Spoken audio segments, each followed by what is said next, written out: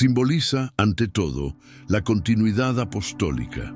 Al estar ligado a la figura de San Pedro, considerado el primer papa, el trono refleja la idea de una sucesión ininterrumpida del liderazgo espiritual que proviene directamente del mandato de Cristo. Esta conexión con Pedro otorga al trono una legitimidad teológica que trasciende lo terrenal, haciendo de él un símbolo de unidad doctrinal y de fidelidad a una tradición milenaria. Además, su presencia en el Vaticano, específicamente en lugares como la Basílica de San Pedro, subraya la centralidad de Roma como eje del cristianismo occidental. El trono actúa como un recordatorio visible de que la autoridad eclesiástica no se fundamenta únicamente en estructuras humanas, sino en una misión divina que se proyecta desde lo más alto del altar hasta el último rincón del mundo católico. El diseño del trono, a menudo cargado de detalles artísticos y simbólicos, también ofrece interpretaciones complementarias. La elevación sobre gradas sugiere una separación simbólica entre lo sagrado y lo profano. Los materiales nobles, como el mármol o el oro, no están pensados para ostentación, sino para subrayar la gloria de Dios reflejada en su representante en la tierra. Elementos iconográficos como ángeles, llaves o rayos de luz aportan capas de significado que remiten a pasajes bíblicos y a conceptos doctrinales como la infalibilidad o la guía del Espíritu Santo. El trono también ha sido interpretado como un punto de convergencia entre el cielo y la tierra. Su disposición en el espacio litúrgico señala la orientación de la comunidad de fieles hacia una figura que actúa como mediador entre lo humano y lo divino. En este sentido, no se trata simplemente de una silla, sino de un espacio simbólico donde se encarna la misión pastoral del Papa y su servicio a la Iglesia universal. Invitamos a la audiencia a reflexionar sobre estas dimensiones del trono en el Vaticano y a dejar en los comentarios sus propias afirmaciones sobre el papel simbólico que éste ocupa en la historia, la espiritualidad y la vida actual de la Iglesia Católica. Las alegaciones de conspiraciones dentro de la Iglesia Católica han sido objeto de debate, estudio y especulación durante siglos. A lo largo de la historia, diferentes sectores han planteado la posibilidad de que ciertas decisiones, eventos o estructuras dentro del Vaticano y del clero en general respondan a intereses ocultos, redes de poder internas o dinámicas que se alejan de la doctrina oficial. Estas teorías se han nutrido de documentos filtrados, testimonios de exmiembros del clero, investigaciones periodísticas y, en ocasiones, de la falta de transparencia percibida por parte de la institución. Una de las alegaciones más recurrentes es la existencia de luchas de poder dentro del Vaticano. Se ha sugerido que ciertos sectores dentro de la curia romana operan con agendas propias, buscando influir en la elección de papas, en el nombramiento de obispos y cardenales y en la orientación doctrinal de la Iglesia. Estas dinámicas internas han sido interpretadas como rivalidades entre facciones conservadoras y progresistas, cada una intentando orientar el rumbo de la Iglesia según sus propios intereses teológicos, culturales o políticos. También han circulado acusaciones sobre encubrimientos sistemáticos de abusos cometidos por miembros del clero. En este contexto, algunos investigadores y denunciantes han planteado la existencia de estructuras organizadas para proteger a los responsables, evitar escándalos públicos y preservar la imagen de la Iglesia. Esto ha llevado a cuestionamientos sobre la existencia de una red de silencio, acuerdos internos y la manipulación de documentos eclesiásticos para evitar consecuencias legales y sociales. Otra área común en las alegaciones de conspiración es el manejo de las finanzas vaticanas. Han surgido sospechas de lavado de dinero, uso indebido de fondos y vínculos con instituciones financieras que operan fuera de la supervisión estatal. El Instituto para las Obras de Religión, conocido como el Banco Vaticano, ha sido objeto de investigaciones y controversias que alimentan la percepción de opacidad y posible corrupción dentro del aparato económico de la Iglesia. Asimismo, se han planteado teorías sobre la supuesta existencia de documentos secretos, archivos ocultos en el Vaticano y conocimiento reservado sobre temas históricos, teológicos o incluso proféticos. Estas alegaciones incluyen desde la supuesta manipulación de textos antiguos hasta la retención de información relacionada con apariciones marianas, eventos apocalípticos o contactos con figuras clave de la historia mundial.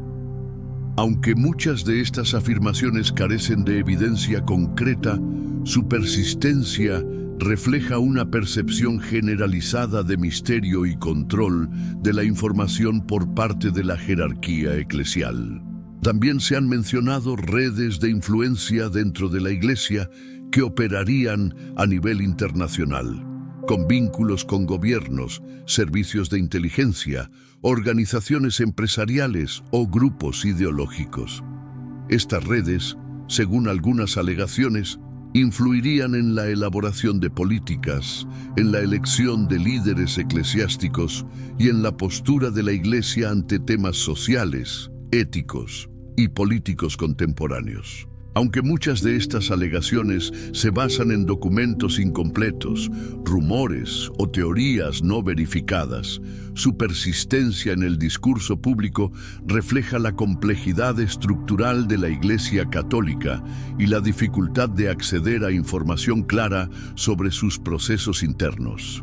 La existencia de secretos, silencios institucionales y mecanismos de control jerárquico contribuye a que estas teorías sean alimentadas por quienes buscan entender las decisiones y contradicciones de una institución que ha estado en el centro de la historia occidental durante más de 1000 años.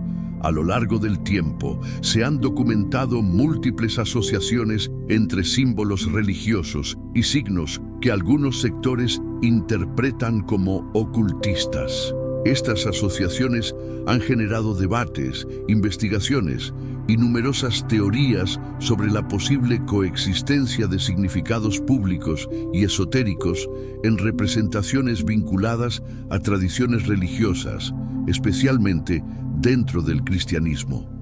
Este fenómeno no se limita a una única época ni región, sino que se extiende desde la antigüedad hasta el presente, con particular atención a los símbolos presentes en la arquitectura, el arte sacro y los rituales litúrgicos.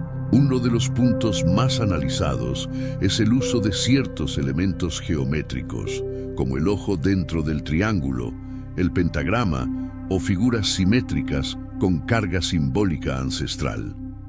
Algunos de estos símbolos han sido interpretados tradicionalmente como expresiones de la divinidad, la Trinidad, la perfección o la vigilancia divina. Sin embargo, en contextos alternativos, estas mismas formas han sido vinculadas a prácticas esotéricas, órdenes iniciáticas o sistemas de conocimiento considerados ocultos. La presencia de estas figuras en templos, catedrales y objetos litúrgicos ha llevado a cuestionamientos sobre su origen y propósito. También ha sido objeto de análisis la repetición de ciertos signos en obras de arte religiosas que incluyen elementos como serpientes, soles, lunas, estrellas de 6 o más puntas, figuras con múltiples ojos o manos en posiciones específicas.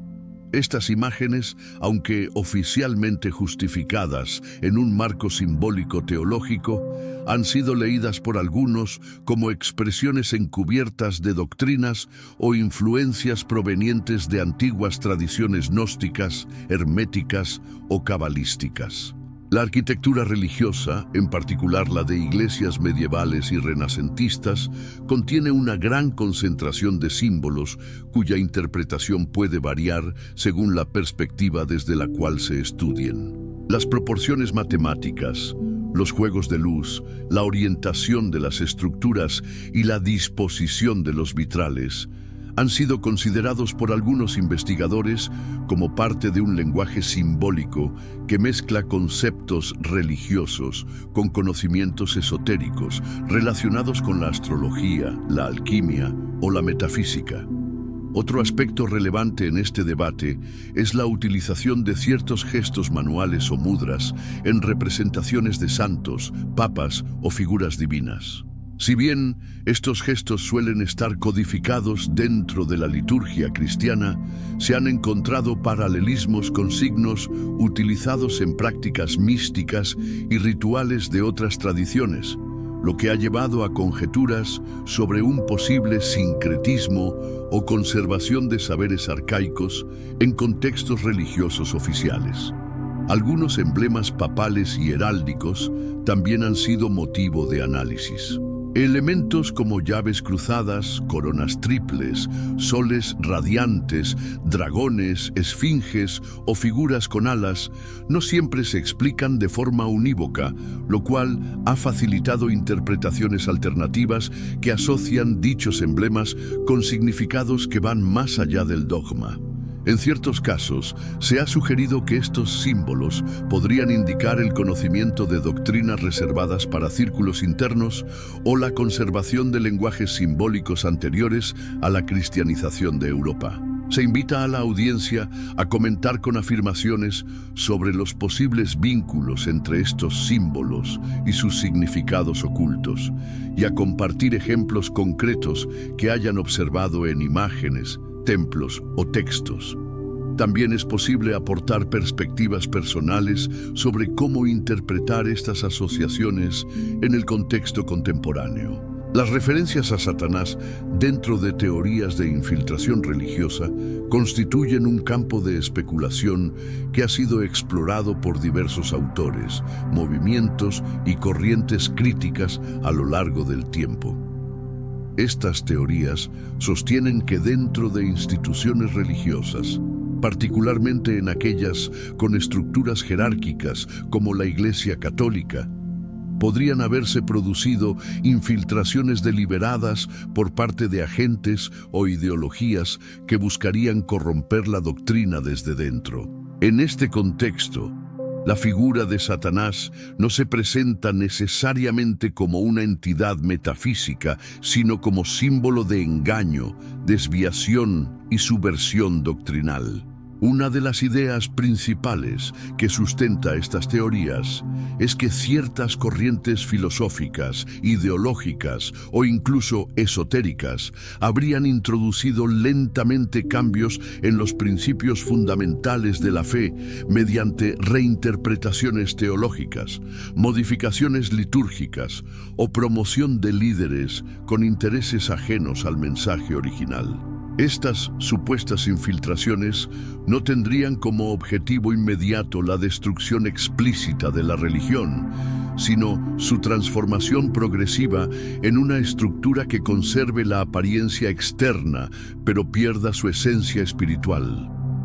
Según esta lógica, la figura de Satanás actuaría como símbolo del engaño que se disfraza de verdad, logrando operar desde el interior de la institución. Algunas versiones de estas teorías argumentan que desde determinados periodos históricos se habrían producido intentos de introducir elementos simbólicos, doctrinales o rituales que contradicen los fundamentos tradicionales de la fe. En este marco, ciertos cambios en la liturgia, en los discursos oficiales o en la posición de la Iglesia frente a asuntos morales y sociales serían interpretados como señales de una desviación influenciada por fuerzas que no responden al Espíritu Santo, sino a voluntades contrarias a la verdad revelada. Las referencias a Satanás también aparecen en la interpretación de ciertas crisis dentro del ámbito eclesial. Escándalos, divisiones internas, contradicciones entre autoridades religiosas y pérdida de influencia espiritual en la sociedad son vistos por algunos como manifestaciones visibles de una batalla espiritual interna. Desde esta perspectiva, el mal no operaría desde fuera atacando a la Iglesia, sino desde dentro, corrompiendo su núcleo. Esta interpretación ha sido reforzada por declaraciones de algunas figuras religiosas que han hecho alusión a una posible presencia de humo de Satanás dentro del templo, sugiriendo una pérdida de claridad doctrinal y de discernimiento espiritual. Otra variante de estas teorías sostiene que determinadas figuras de alto rango dentro de la jerarquía eclesiástica podrían haber sido cooptadas o formadas con una agenda distinta, cuya finalidad sería favorecer una religión mundial unificada o diluir la identidad cristiana en discursos más amplios de carácter político, humanista o ecologista. En este escenario, Satanás es interpretado como el arquitecto de una estrategia que busca reemplazar la centralidad de lo trascendente por valores seculares disfrazados de espiritualidad. Algunos también analizan la aparición de documentos, símbolos y declaraciones que, según estas teorías, incluirían mensajes ocultos, referencias veladas o distorsiones del lenguaje bíblico. Estas manifestaciones serían utilizadas para preparar a los fieles a aceptar nuevas estructuras de poder espiritual y moral que ya no estarían en consonancia con el Evangelio original. Las teorías sobre infiltración religiosa, con referencias a Satanás, no siempre cuentan con evidencia concreta, pero se sostienen sobre la interpretación de signos, decisiones institucionales y contextos históricos que, desde la óptica de quienes las promueven, indican una transformación silenciosa pero profunda. Esta narrativa también se apoya en la idea de que la verdad revelada debe ser protegida no solo contra enemigos visibles, sino contra influencias internas que podrían tener apariencia de bien. Se invita a la audiencia a aportar comentarios con afirmaciones, reflexiones y observaciones sobre este tema, especialmente en lo referente a eventos históricos, símbolos visibles o declaraciones que puedan interpretarse dentro de esta línea de análisis. La historia de acusaciones contra líderes eclesiásticos se extiende a lo largo de siglos y refleja las tensiones existentes entre la autoridad religiosa y las exigencias éticas que la sociedad ha planteado en diferentes momentos. Estas acusaciones han abarcado desde conflictos teológicos y disputas por el poder, hasta denuncias por comportamientos personales que contradicen los valores proclamados por la misma institución. En muchos casos, las acusaciones no solo afectan a la imagen del individuo señalado, sino que comprometen la credibilidad de la estructura eclesiástica en su conjunto. Durante la Edad Media hubo múltiples denuncias relacionadas con corrupción, nepotismo y acumulación de riquezas por parte de obispos, abades y otros cargos eclesiásticos. Algunas crónicas de la época relatan prácticas como la venta de indulgencias, el cobro de tributos excesivos y el uso del poder espiritual para beneficio político o económico. Estas situaciones provocaron cuestionamientos dentro y fuera del clero, alimentando movimientos reformistas que denunciaban una distancia creciente entre la vida de los altos cargos eclesiásticos y los principios del Evangelio. En el periodo de la Reforma Protestante, muchas acusaciones se hicieron públicas con gran impacto.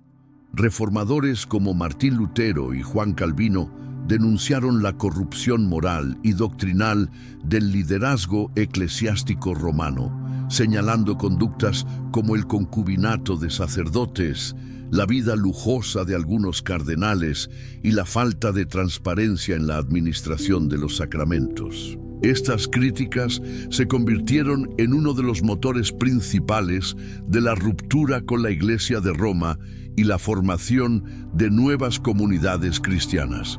En épocas más recientes, especialmente desde el siglo XX, se han presentado denuncias que han recibido amplia cobertura mediática.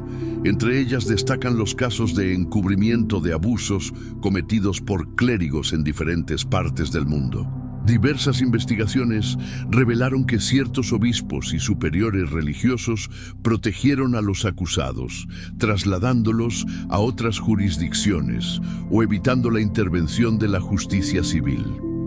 Estas situaciones generaron crisis profundas dentro de la Iglesia, promovieron reformas internas y llevaron al establecimiento de protocolos de actuación frente a denuncias de abusos. Además de los casos de abuso, han surgido acusaciones por malversación de fondos, manipulación de decisiones doctrinales o vínculos con estructuras de poder político. Algunos líderes eclesiásticos fueron señalados por su participación en operaciones financieras poco claras, alianzas con gobiernos autoritarios o por favorecer determinadas agendas ideológicas. En otros contextos, se les acusó de censurar voces disidentes dentro de la Iglesia o de utilizar el poder eclesiástico para influir en procesos electorales y decisiones estatales.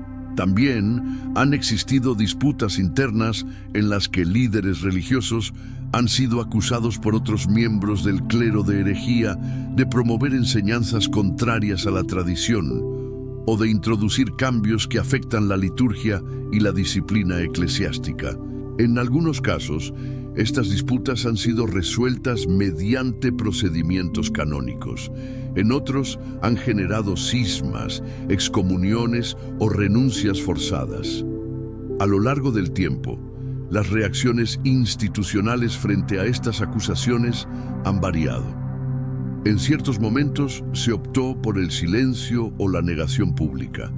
En otros, se llevaron a cabo investigaciones internas, juicios canónicos o medidas disciplinarias. En las últimas décadas ha habido un esfuerzo más visible por establecer mecanismos de prevención y rendición de cuentas, aunque persisten críticas sobre la efectividad y la transparencia de estas acciones. La persistencia de acusaciones contra líderes eclesiásticos plantea interrogantes sobre la relación entre poder y moral dentro de las instituciones religiosas. También genera discusiones sobre el equilibrio entre la autoridad espiritual y la responsabilidad ética que se espera de quienes ejercen funciones de guía en una comunidad de fe. Se invita a la audiencia a dejar comentarios con afirmaciones, aportes históricos, ejemplos contemporáneos o reflexiones personales sobre el impacto de estas acusaciones en la percepción pública de la Iglesia y en la vida espiritual de sus fieles. Las críticas al poder y la autoridad en el Vaticano, desde grupos externos, han sido una constante a lo largo de la historia moderna y contemporánea. Diversas organizaciones, medios de comunicación, académicos, movimientos sociales, sectores políticos y corrientes religiosas no afiliadas han cuestionado tanto la estructura de poder centralizada en la Santa Sede como el papel geopolítico y simbólico que desempeña el Vaticano en el escenario internacional. Una de las críticas más comunes se refiere a la concentración de poder en una figura única, el Papa, y en un cuerpo reducido como la Curia Romana. Se señala que esta estructura jerárquica, con fuertes mecanismos de control interno, impide la participación democrática y limita la transparencia en la toma de decisiones. Se ha argumentado que el modelo de autoridad vertical no se corresponde con las necesidades contemporáneas de diálogo, apertura y corresponsabilidad en el ámbito religioso. Este punto ha sido objeto de debate especialmente en momentos de crisis o cuando se han producido decisiones polémicas sobre doctrina, moral o nombramientos episcopales. Desde organizaciones defensoras de los derechos humanos se ha cuestionado la postura del Vaticano frente a temas como la igualdad de género, los derechos reproductivos, la diversidad sexual y el papel de la mujer dentro de la Iglesia.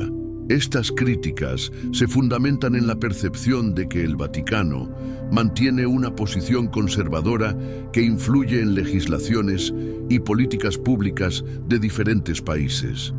En ese contexto, se ha acusado a la Santa Sede de ejercer una forma de poder ideológico que obstaculiza reformas civiles, bajo el argumento de principios religiosos universales. Algunos movimientos laicistas han planteado que la existencia del Estado Vaticano, con reconocimiento internacional y participación en foros multilaterales, representa una excepción histórica que no debería tener lugar en un sistema internacional basado en la separación entre religión y política. Se ha criticado que el Vaticano mantenga relaciones diplomáticas como sujeto de derecho internacional, tenga representación ante la ONU y pueda influir en decisiones globales, a pesar de ser un Estado de carácter confesional y con una población simbólica. También han surgido críticas desde sectores financieros y anticorrupción que denuncian la opacidad en la gestión de los recursos económicos del Vaticano. En diversas ocasiones se ha señalado la falta de mecanismos de fiscalización pública y el uso de estructuras internas para el manejo de fondos que no siempre están sujetos a las normativas internacionales sobre transparencia.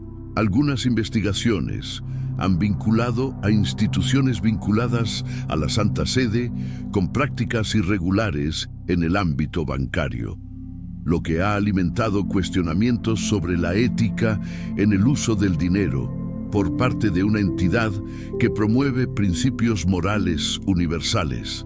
Desde perspectivas teológicas externas al catolicismo romano, también se han formulado críticas a la doctrina del primado papal y a la autoridad doctrinal centralizada. Algunas iglesias cristianas consideran que la posición del Vaticano como única voz legítima dentro del cristianismo no se sustenta en una interpretación plural del Evangelio. En este sentido, el poder teológico del Vaticano es visto como una imposición que ha generado conflictos, divisiones y tensiones ecuménicas a lo largo de los siglos. En el plano histórico, intelectuales y movimientos sociales han acusado al Vaticano de haber apoyado, tolerado o no haber denunciado con suficiente fuerza a regímenes autoritarios en distintas épocas. También se han señalado silencios institucionales ante situaciones de guerra, persecuciones o violaciones de derechos fundamentales, lo que ha generado cuestionamientos sobre la coherencia entre los principios proclamados y las acciones concretas en el ámbito internacional. Estas críticas no se presentan de manera uniforme ni surgen de una única fuente ideológica. Pueden provenir tanto de sectores progresistas como conservadores, de enfoques religiosos o seculares, de movimientos populares o de élites académicas. Lo común en todas ellas es la preocupación por la relación entre poder espiritual, autoridad institucional y responsabilidad ética. Se invita a la audiencia a dejar afirmaciones en los comentarios sobre el alcance de estas críticas, sus fundamentos históricos o actuales, y las posibles repercusiones en la imagen global del Vaticano y en su papel dentro de la Iglesia y del sistema internacional. La influencia de las teorías apocalípticas en la percepción del Vaticano ha sido un fenómeno constante en distintos momentos históricos, especialmente en contextos marcados por crisis sociales, transformaciones culturales o tensiones religiosas. Estas teorías, que se basan en interpretaciones escatológicas del fin de los tiempos, del juicio final o de la batalla entre el bien y el mal, han influido en cómo ciertos sectores observan el papel del Vaticano no solo como institución religiosa, sino como agente dentro de una narrativa profética de escala global. En muchas corrientes de pensamiento apocalíptico, tanto dentro del cristianismo como en movimientos paralelos o alternativos, se sostiene que el Vaticano podría ocupar un lugar central en los eventos que precederían al final de los tiempos.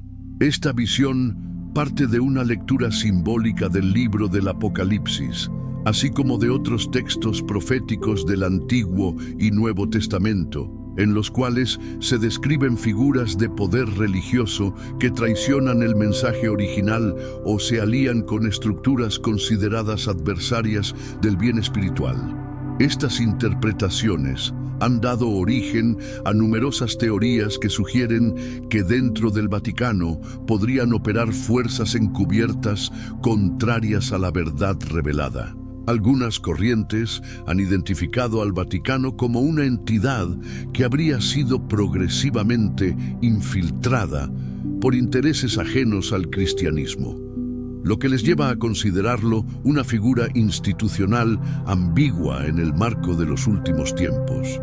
En estas interpretaciones se señala que decisiones doctrinales, declaraciones diplomáticas o reformas litúrgicas serían señales de una desviación respecto a la pureza del mensaje original.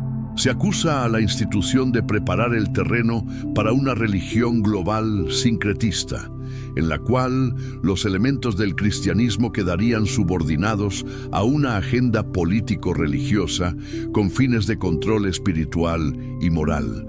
La figura del Papa también ha sido objeto de atención especial dentro de las teorías apocalípticas. En ciertos discursos proféticos se ha sugerido la existencia de un papa falso o de un líder religioso que, bajo la apariencia de guía espiritual, actuaría en alianza con poderes políticos y económicos para instaurar un orden global opuesto a los principios divinos. Estas ideas han sido reforzadas por análisis simbólicos de emblemas, gestos, discursos o eventos que se interpretan como indicadores de un tiempo profetizado. En otros contextos, se ha argumentado que el Vaticano posee conocimientos ocultos sobre el destino de la humanidad, revelaciones no divulgadas o interpretaciones secretas de profecías que habrían sido reservadas para círculos internos. Este tipo de teorías se alimenta de documentos como el Tercer Secreto de Fátima o de menciones a apariciones marianas que aluden a catástrofes, apostasía o grandes conflictos espirituales. El supuesto silencio o ambigüedad del Vaticano frente a estos temas es interpretado como parte de una estrategia para evitar el pánico o para proteger intereses institucionales. También existe la percepción de que la arquitectura, los rituales y los símbolos del Vaticano podrían tener una dimensión esotérica que se conecta con antiguas tradiciones místicas o proféticas. Algunos estudiosos y autores han intentado establecer vínculos entre estos elementos visibles y narrativas apocalípticas que hablan de una batalla entre la luz y las tinieblas dentro del propio ámbito religioso. Estas teorías, aunque no reconocidas oficialmente, influyen en la opinión de determinados grupos y contribuyen a la construcción de una imagen del Vaticano como espacio de ambigüedad espiritual en tiempos finales. La influencia de estas ideas no se limita a círculos marginales. Han llegado a impactar la cultura popular, medios de comunicación, literatura, cine y redes sociales, donde se difunden relatos que asocian al Vaticano con profecías, conspiraciones globales y señales del fin. Esta representación genera tanto fascinación como desconfianza y moldea la manera en que muchas personas perciben su autoridad espiritual y su papel en el mundo contemporáneo. Se invita a la audiencia a aportar comentarios con afirmaciones sobre cómo estas teorías apocalípticas han influido en su visión del Vaticano. ¿Qué elementos simbólicos o históricos consideran relevantes y de qué manera perciben el papel de la institución en una narrativa profética más amplia? Las comparaciones entre figuras bíblicas y autoridades eclesiásticas han sido utilizadas históricamente como herramientas de análisis, crítica y reflexión en contextos religiosos, teológicos y sociales. Estas comparaciones surgen tanto desde dentro como desde fuera del ámbito eclesial y buscan establecer paralelismos simbólicos, morales o proféticos entre los personajes del Antiguo y Nuevo Testamento y los líderes contemporáneos de la Iglesia, en especial aquellos vinculados al Vaticano. Uno de los paralelismos más frecuentes se da entre el Papa y el apóstol Pedro, figura bíblica considerada el primer líder de la Iglesia tras la resurrección de Cristo. La institución del papado se fundamenta en las palabras de Jesús dirigidas a Pedro según los evangelios, y por ello muchos consideran que cada papa es un sucesor directo de aquella autoridad espiritual original. En este contexto, los fieles tienden a ver al Papa como un pastor, un guía o una roca sobre la cual se sostiene la doctrina. Sin embargo, también hay quienes cuestionan hasta qué punto los papas actuales mantienen una continuidad real con la misión apostólica original y señalan diferencias en estilo de vida, discurso o posicionamientos frente a los desafíos del mundo moderno. Otro personaje bíblico frecuentemente utilizado en comparaciones es Moisés, líder que condujo al pueblo de Israel fuera de Egipto y que representa una figura de autoridad fuerte, pero también de lucha constante con su comunidad. Algunos líderes eclesiásticos han sido presentados como figuras con un rol similar, guiando al pueblo de Dios en medio de la confusión o la crisis, aunque no sin oposición interna o externa. Las tensiones que enfrentó Moisés con su propio pueblo, las dudas y los desafíos también se usan como referencias para entender los conflictos que viven los líderes actuales. Asimismo, hay quienes establecen comparaciones menos favorables, como la del sumo sacerdote Caifás, asociado en los evangelios con el juicio contra Jesús. En ciertos análisis críticos se acusa a algunas autoridades eclesiásticas de actuar con rigidez legalista, de mantener estructuras de poder alejadas del espíritu del Evangelio o de tomar decisiones que favorecen la institución sobre la verdad.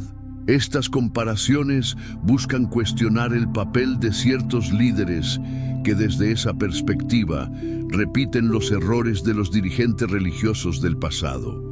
También se encuentran paralelismos con personajes como los fariseos, frecuentemente señalados por Jesús como defensores de una religión formalista, centrada en la ley, pero vacía de compasión.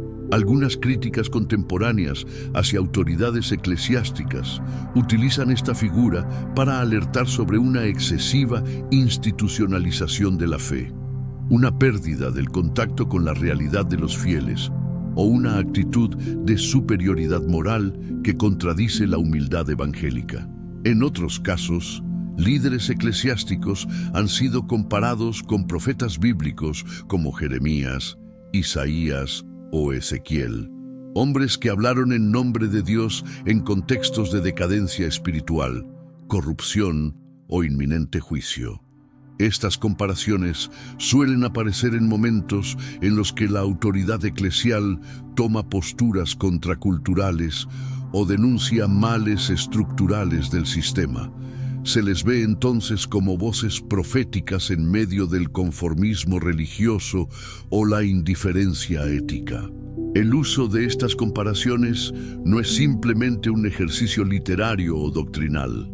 Tiene implicaciones en la manera en que los fieles perciben la autoridad, obedecen sus orientaciones y evalúan su coherencia con el mensaje bíblico. La figura del líder eclesiástico deja de ser una función administrativa y se convierte en un signo que representa algo mayor: fidelidad, traición, profecía, hipocresía o guía divina.